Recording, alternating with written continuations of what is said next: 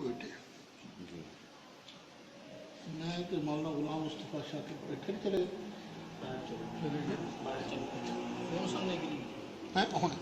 پہنچنے اسی جناب اتنے کوئٹے میٹنگ واسطے گئے سرینا ہوٹل کے اندر میٹنگ میزبان سن میاں اجمل قادری صاحب اچھا وہ تھوڑے ماشاء اللہ پیسے کے اعتبار میں ٹھیک ٹھاک سامی بڑا پیر خانہ ہے بڑا پیر کافی پشتوں تو چلے آ رہے ہیں اسی جدو اندر داخل ہوئے لابی وہ اگوں آ رہے سن الیکشن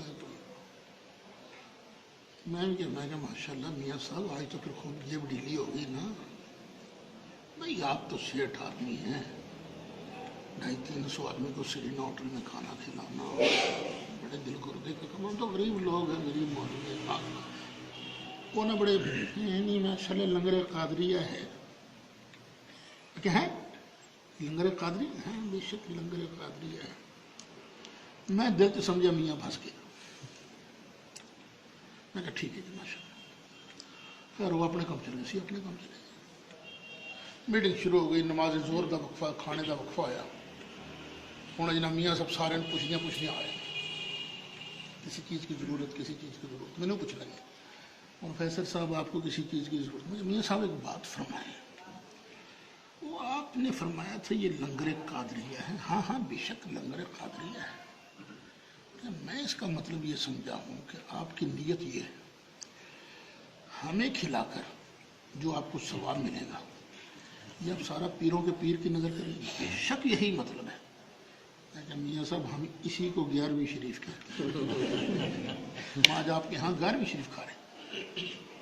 واللہ حیران ہو گئے تھے چاند کی 11 نہ ہو میں کہا نہ چاند کی پہلی ہو تیسری ہو 5ویں ہو 10ویں ہو 11ویں ہو 15ویں ہو 17ویں ہو 29ویں ہو جب بھی 11ویں والے پیر کو نذرانہ عقیدت پیش کرو گے سارے ثواب مجھ سے 11ویں ہنسے پروفیسر صاحب پھر یہ 11ویں شریف ہے تو یہ تو ہم ہر مہینے دلواتے ہیں ہوں جھگڑا کی